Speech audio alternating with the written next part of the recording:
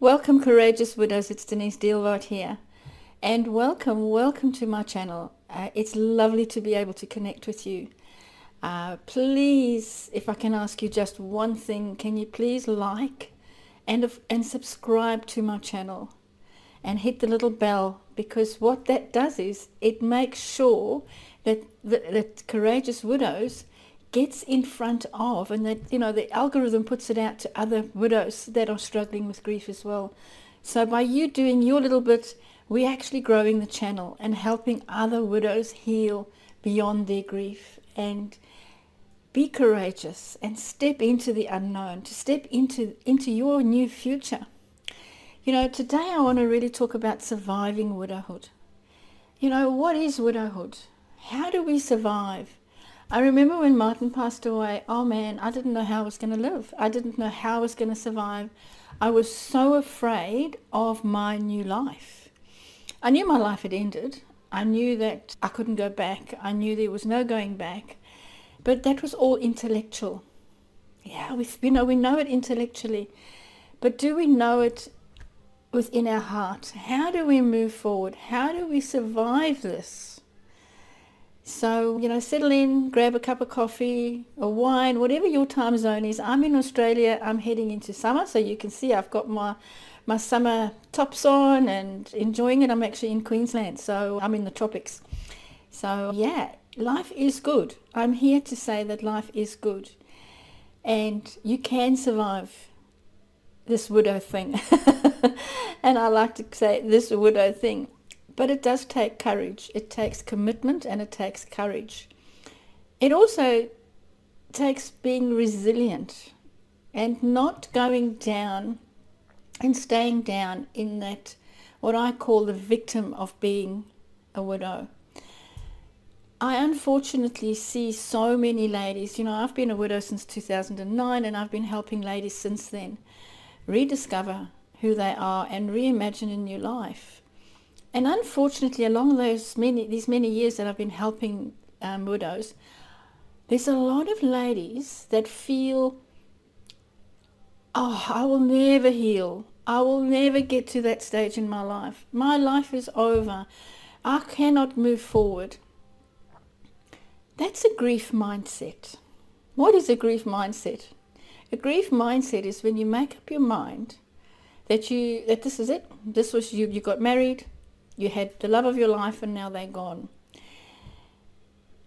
There is life after loss. There's an incredible life after loss.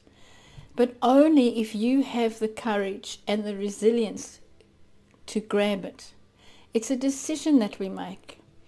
We make a decision on whether we're going to move forward or we're going to stay stuck. Are we going to identify as being a widow, or are we going to identify as being an amazing, strong, courageous widow?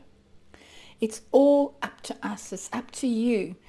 I remember going back to all those years, the pain that I felt when Martin passed away.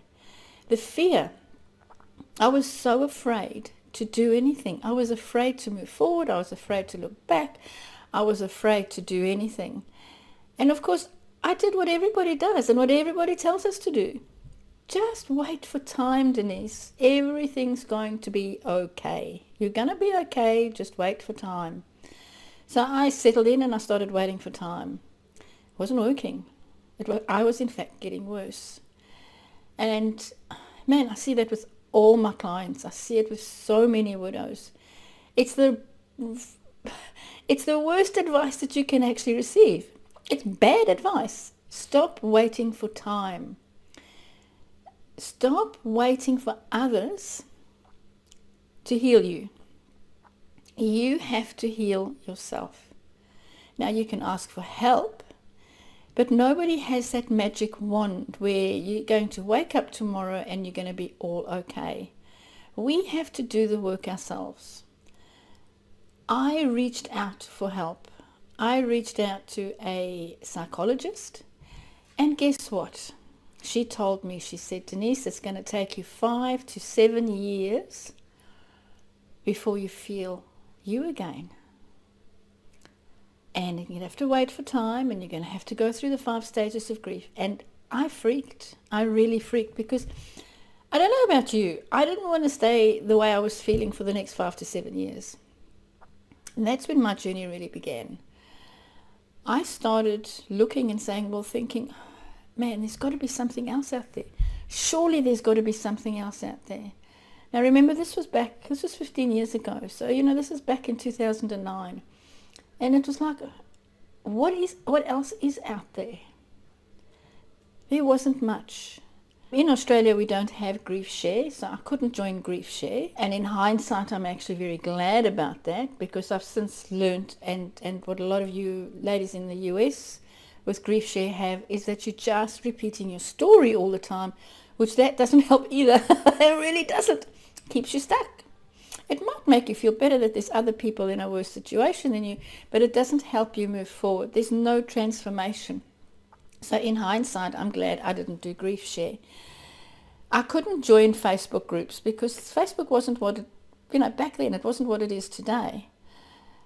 So I had to really search and go, what else? How can I heal me?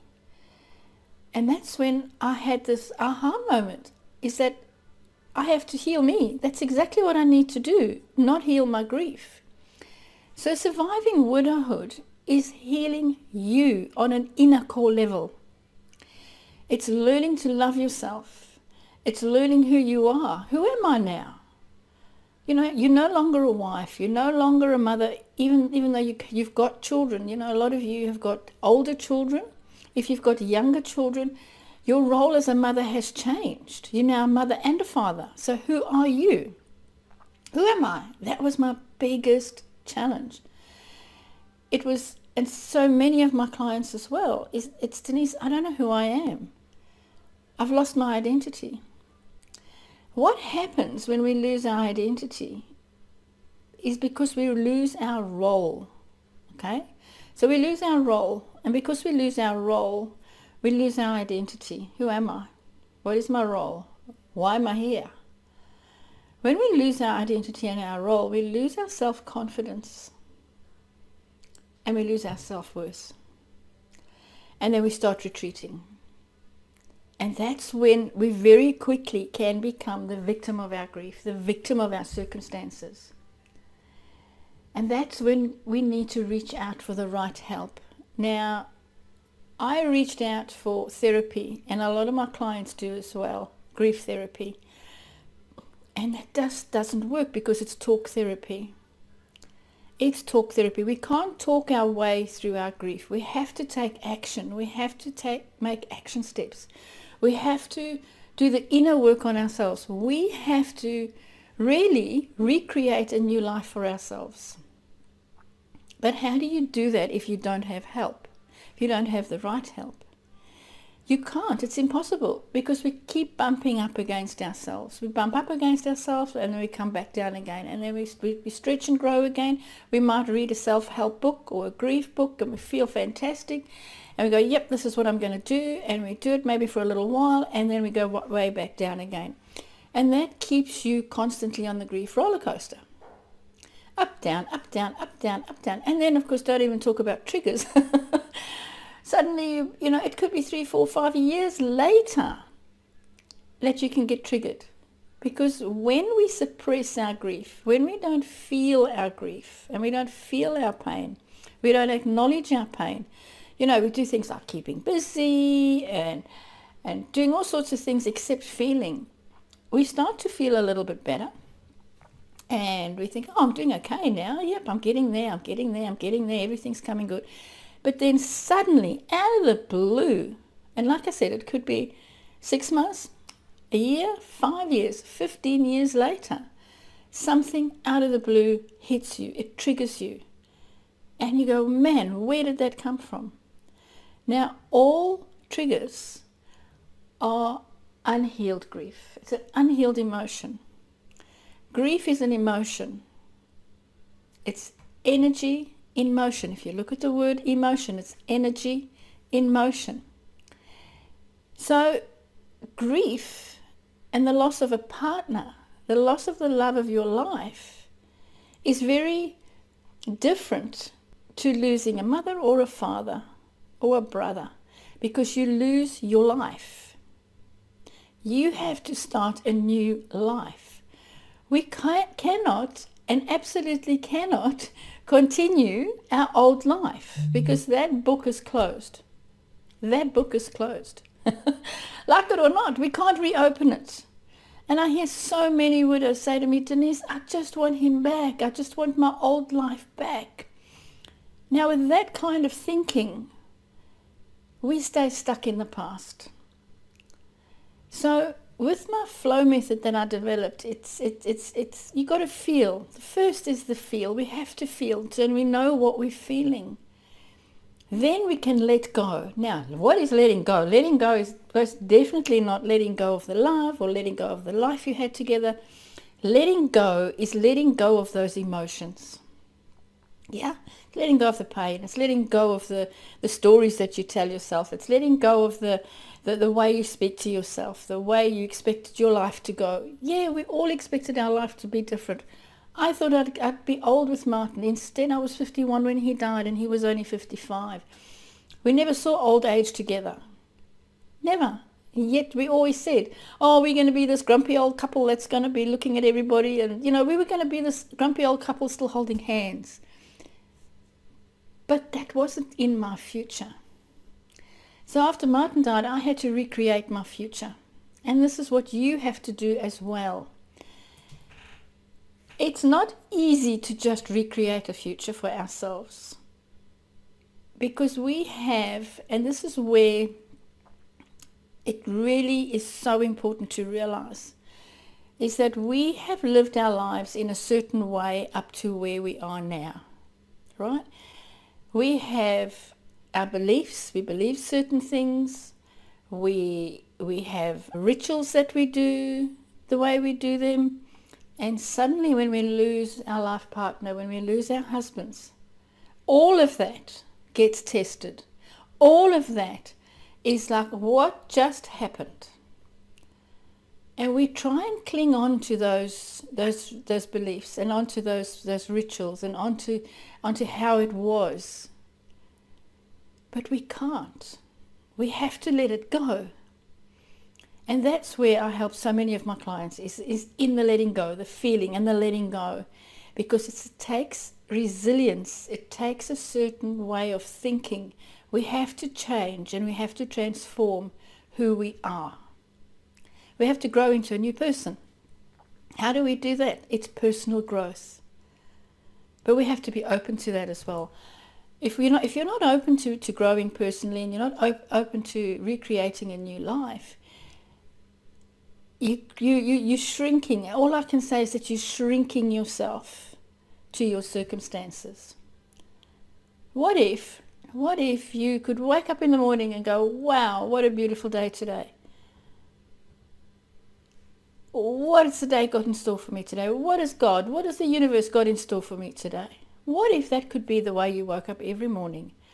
Instead of going, oh, another day without him, another day of loneliness, another day, just another day. You don't have to live like that. So to survive widowhood, it's really about looking at yourself, looking at yourself. We say, yeah, I know who I am. Do you know who you are? So often I say to my clients, so who are you? Yeah. They say, oh, I'm a widow. No, that's a role that you're playing. Who are you? I'm a mother. Again, that's a role. Or if you're working, like for me, if people said to me, so who are you, Denise? I'd say I'm a bookkeeper. That was in my previous life, right? Before I started doing the work, and my inner work, before Martin passed away. That was my go-to. I'm a bookkeeper. That's my role that I play. We very often just think that we are our role. And we're not. We are more than that. You are more than just your role. So if I can say anything to you today, ladies, and if there's any gentlemen, any guys on here, please look deep within yourself and say, what do I need to change? Who do I need to become to start moving forward?